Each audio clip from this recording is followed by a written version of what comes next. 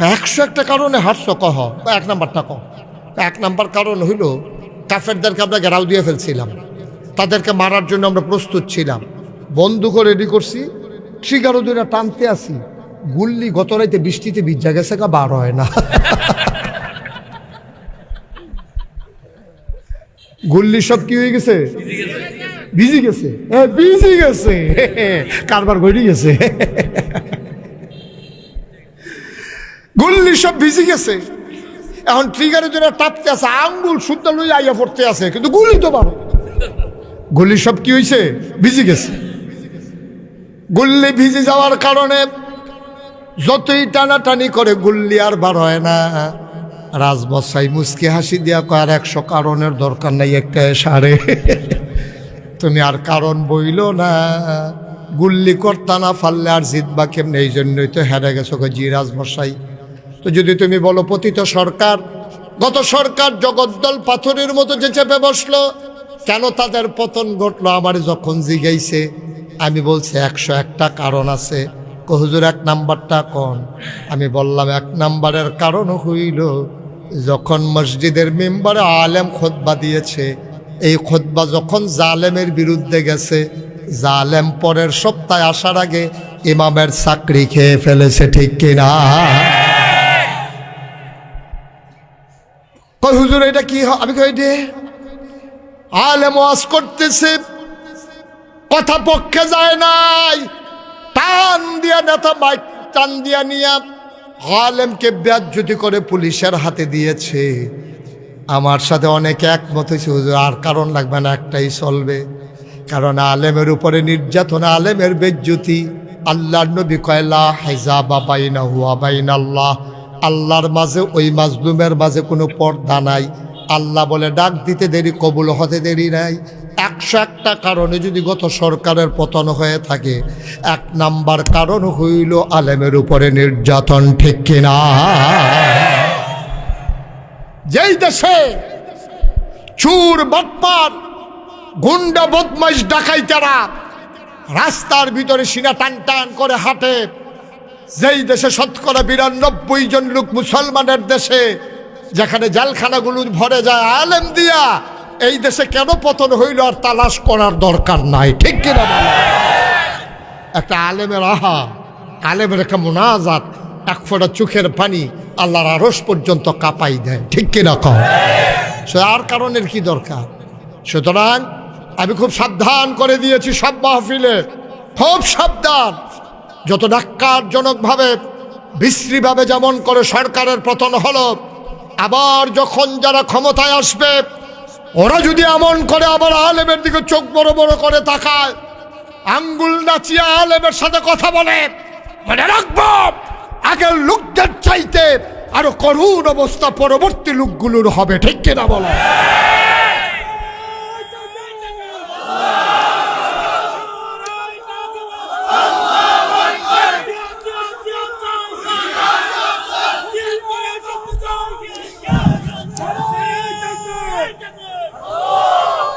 সবাই পড়ে না আমিন, জোরে পড়ে না আমিন।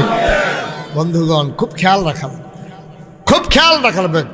কাজের আপনি যাই করবেন তার একটা অ্যাকশন রিয়াকশন আছে। আপনি যা করবেন, আপনি পানির নিচে ডুব দিবেন তো ভিজে যাবেন, আপনার পেটে খিদে আছে, খাইছেন, পেট ভরে যাবে, এটা কোন সমস্যা। আপনি ছুরি দিয়ে পুষ দিচ্ছেন, রক্ত বের হবে। সব কাজের একটা অ্যাকশন আছে, রিয়াকশন আছে। যখন রক্ত বের হয়ে গেছে তা আপনার রক্তে শূন্যতা দেখা দেবে, এটাই তো স্বাভাবিক।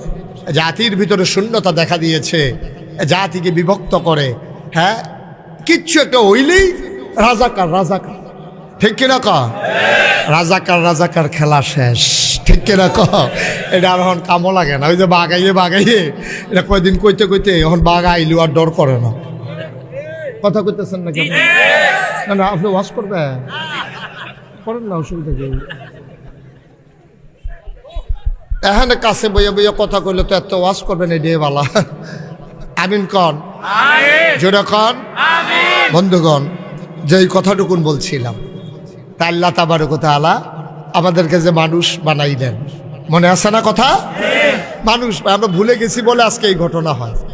আমরা ভুলে গেছি আমাদেরকে কেন আল্লাহ মানুষ বানিয়েছেন, এই কথা ভুলে গেছি। আমি জানতে চেয়েছিলাম মাওলার দরবার, এই দুইজনকে বসাই দেন, এই যে ভাই বসতে হবে, ওই বাচ্চাটারাও বসান। তো এখনো বুঝছে না, তে মনে করছে অন্য হুজুর। সিফা দিয়া বইয়া থাকেন, ঘটনা আছে আরো অনেক বেশি। মাত্র শুরু হইছে, এর ভিতরে উঠে দোকানটা খুললে সরছি না, কয় বাহি দেন। উঠবেন লাস্টে দিয়ে, আমি তো কমু যে উঠেন, এবার এর আগে উঠি নেই। সিফা দিয়া বইয়া থাকেন, মার হাবা কর, জোরে কর আর জোরে। বন্ধুরা আমার, ভাইরা আমার, আমি আল্লাহর কাছে জানতে চেয়েছিলাম, মাওলা আপনি কেন মানুষ বানিয়েছেন? আল্লাহ আমার ডেকে ডেকে কয়, বান্দারে, ও বান্দা, জানতে চাও কেন মানুষ বানিয়েছে? বাড়ি থেকে কোরআন নাই, কোরআন পড়ো, কোরআন বুঝো, কোরআন দেখো। আল কোরআনে ১,৫০০ বছর আগে আমি আল্লাহ বলে দিয়েছি আমি কেন মানুষ বানিয়েছি। আমি কোরআন খুলে দেখি আল্লাহ কয়, ইয়া আইয়ুহান নাস, ও দুনিয়ার মানুষেরা, উবুদু, তোমরা ইবাদত করো। আমি বলি কার? কয় রব্বাকুম, তোমাদের যিনি রব। আমি কই রবকে? রব চিনো না? তোমার যিনি খালেক, তোমার যিনি মালেক, তোমার যিনি সত্তার, তোমার যিনি গফফার, তোমার যিনি আইয়ুব, তোমার যিনি ওয়াদুদ, তোমার জন্য যিনি প্রেমময়, এই তিনি তোমার রব, আর রবি তোমার সব। আবাদত করো রবের। আমি বললাম কেন রবের আবাদত কেন করব? কয় আল্লাযী খলাকাকুম, যেহেতু তিনি তোমাদেরকে সৃষ্টি করেছেন। আমি বললাম কে আমারে সৃষ্টি করেছে?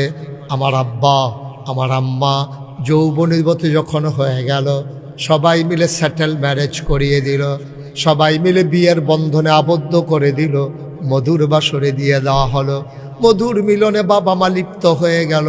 বাবার পিঠ থেকে, মায়ের বুক থেকে 2 ফোঁটা পানি সবেগে নির্গত হয়ে মায়ের ইন্টেন্সিভ কেয়ার, মায়ের সুরক্ষিত রেহেবের ভিতরে 2 ফোঁটা পানি একত্রিত হয়ে গেল। মেডিকেল সায়েন্স বলে পিতার পানির ভিতরে থাকে শুক্রাণু, মায়ের পানির ভিতর থাকে ডিম্বাণু। শুক্রাণু ডিম্বাণুর যখন মিলন হয় তখন জীবনের পয়দা হয়। আব্বা আম্মার মিলনের কারণে আমি ফোঁটা পানি হয়ে গেলাম 1 ফোঁটা রক্ত, ফোঁটা রক্ত হয়ে গেল 1 টুকরা গোশত। গোশত আস্তে আস্তে প্রলম্বিত হলো, আবার গোশতের মাঝে নাক হলো, মুখ হলো, চোখ হলো, কান হলো, হাত হলো, পা হলো। আবার বান্দা তিল তিল করে মায়ের রেহেমের ভিতরে বড় হয়। ও মুসলমান, বিবেককে জিজ্ঞেস করো, সন্তান বড় হয়, খাবারের দরকার আছে নাকি না? আহা, নাই? খাবারের দরকার আছে নাকি নাই? এখন মায়ের ভিতরে সন্তান বড় হয়, খাবে কি?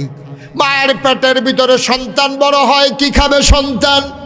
মায়ের খবর নাই।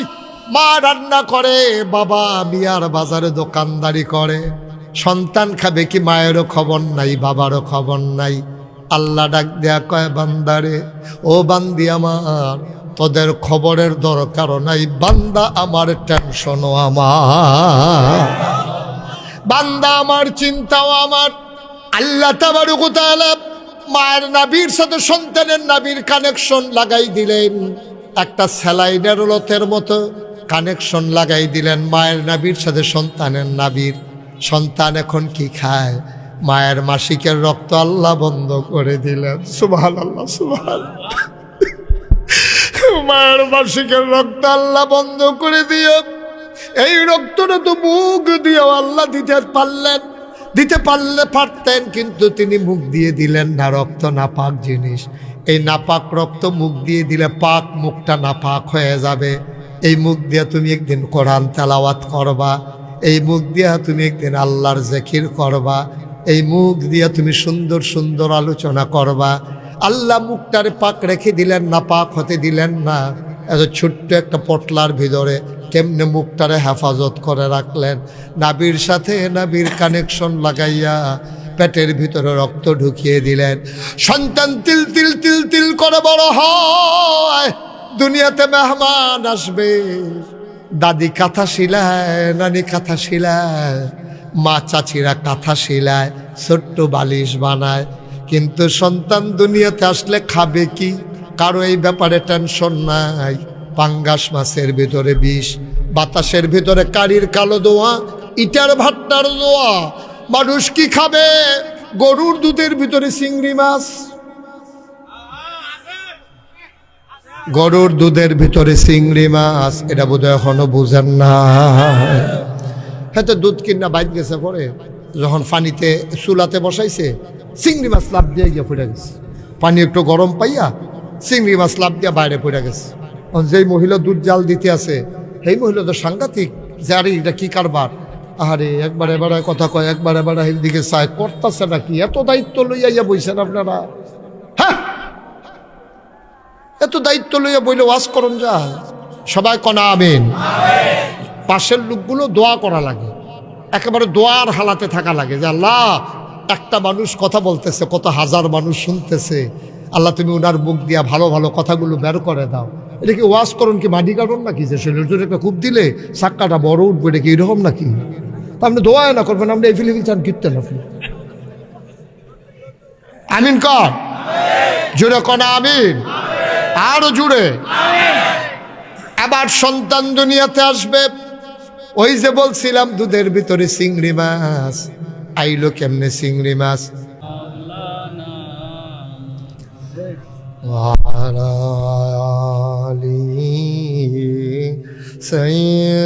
সাইয়্যিদিনা মাওলানা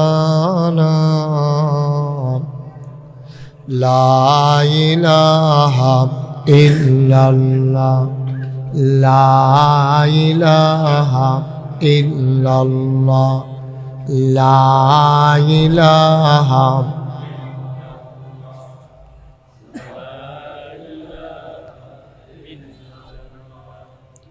লা ইলাহা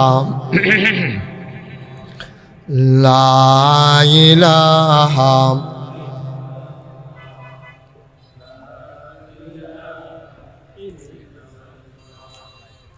লা ইলাহা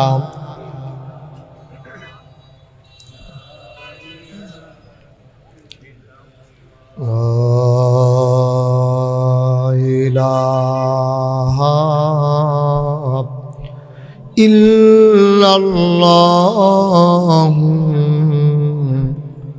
মুহাম্মাদুর রাসূলুল্লাহ সাল্লাল্লাহু আলাইহি ওয়াসাল্লাম। আল্লাহুম্মা সাল্লি ওয়া সাল্লিম ওয়া বারিক আলাইহি। সবাই পড়ি আলহামদুলিল্লাহ। সবাই পড়ছেন? কই আপনার আওয়াজ শুনলেন? সবাই পড়েন আলহামদুলিল্লাহ। মঞ্চে যারা আছে ওনারা না পড়লেও চলবে, ওনারা যে আছে যে এটাই বেশি না, ওনারা ব্যস্ত মানুষ। জুড়ে সুরে সবাই পড়েন আলহামদুলিল্লাহ। এখান থেকে ছেলেগুলোকে সরাই দিতে হবে। আমি খুব বিরক্ত বোধ করতেছি, তোমরা এখান থেকে সরো।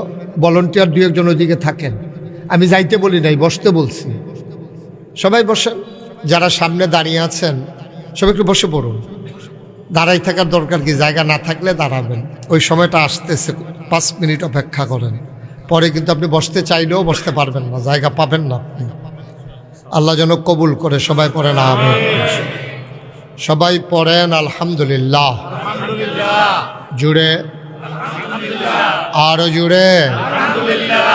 আল্লাহ তাবারক ওয়া তাআলার দরবারে আমরা লাখ কোটি শুকরিয়া জ্ঞাপন করছি, যিনি আমাদেরকে মাগরিবের পরে মোবারক সময়ে পাখিগুলো যখন আপন নিরে ফিরে গেছে, গরুগুলো যখন গোয়াল ঘরে, বাওয়ারিশ কুকুরগুলো যখন নিরাপদ আশ্রয়ে,